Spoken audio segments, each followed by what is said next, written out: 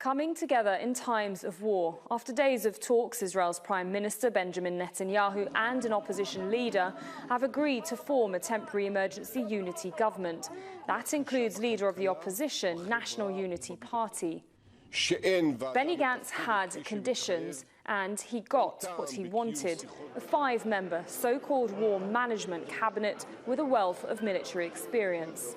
It includes himself, the Prime Minister, Defence and Strategic Affairs Ministers, and former Army Chief Gadi Eisenkot. A decision likely to appease the public after Israel's major failure to stop Saturday's Hamas attack that led to the war on Gaza. I want this to be good for everyone. We need calm and unity. They needed to stop with all this political mess. This is important to reassure the nation and all the parents that lost their loved ones and provide people with a sense of security. There should be unity amongst us here. We've reached a catastrophic level. As the death toll continues to rise on both sides, Israel faces a war on several fronts. Despite the biggest military mobilization in Israel's 75-year history, it's still not been able to secure the region near the border with Gaza, several days after it was attacked by Hamas fighters. Israel's response has been a ferocious one. Airstrikes on Gaza's civilian population continues indiscriminately. But Hamas rockets keep being fired from Gaza.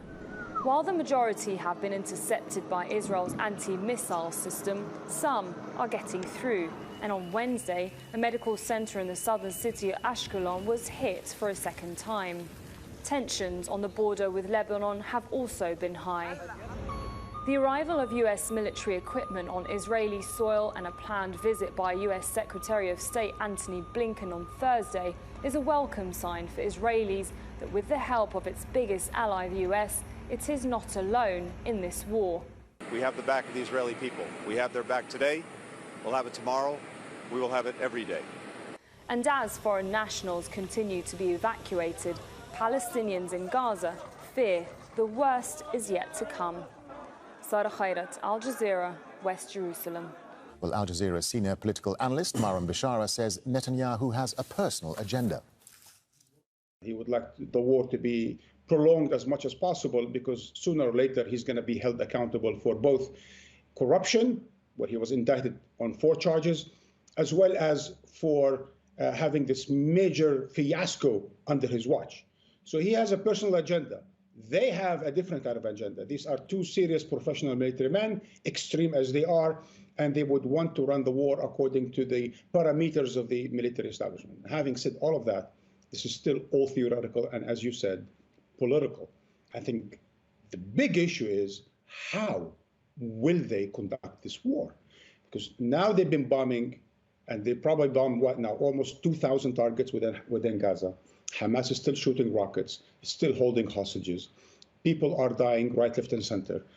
My estimate is probably we're already talking about 2,000, although the numbers counted are less than that.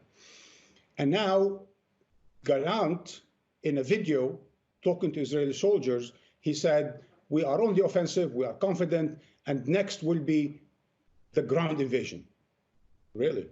So they are actually preparing, and they have already deployed 100,000 Israeli soldiers to the southern borders around Gaza. They've already, as we reported, called up 360,000 reservists from the military. And hence they are, in fact, with the artillery, with the tanks and everything else, preparing for ground invasion.